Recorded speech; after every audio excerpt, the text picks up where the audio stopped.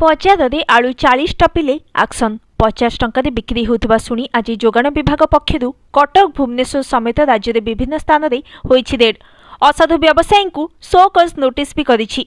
एणे UP आलू truck पहुंचवा पर 40 ରୁ 45 टंका को खसी दर। सेपटे विधानसभा भी देखा मिलता आलू ताती सकाळ 50 ରୁ धाक छाड़ू नथिले, द्विपहर को धाए करी 5 टंका कम। ये जोगाण विभाग रेड इफेक्ट।